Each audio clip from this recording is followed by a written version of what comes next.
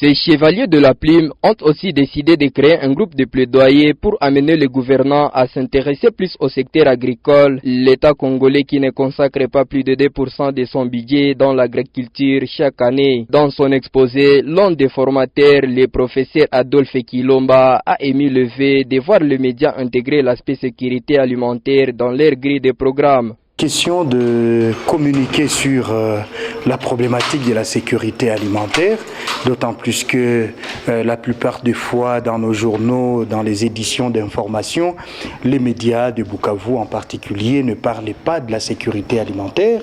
C'est tout simplement une façon de montrer aux journalistes diverses façons de traiter une information.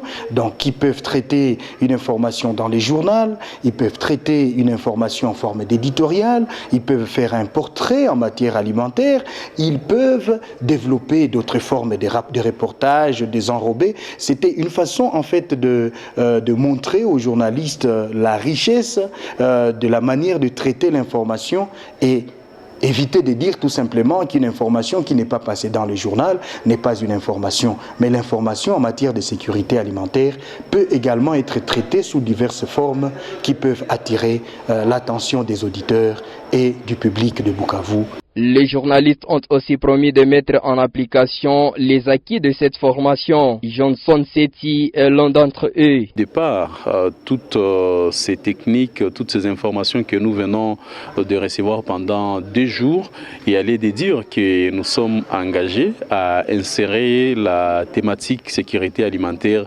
dans nos émissions respectives, dans nos informations que nous produisons tous les jours, afin de voir à quel niveau nous, en tant qu'acteurs de médias, nous pouvons contribuer pour que nous puissions atteindre ce monde sans fin. C'est bien bon de nous former, nos journalistes, mais c'est aussi mieux de nous accompagner financièrement pour que nous puissions, n'est-ce pas, traiter d'une manière professionnelle des questions liées à la sécurité alimentaire, étant donné que c'est une matière encore un tout petit peu nouvelle et qui demande des recherches approfondies, qui demande que nous puissions nous déplacer pour, n'est-ce pas, avoir des données auprès des organisations, des statistiques bien chiffrées qui peuvent nous permettre de bien informer notre population.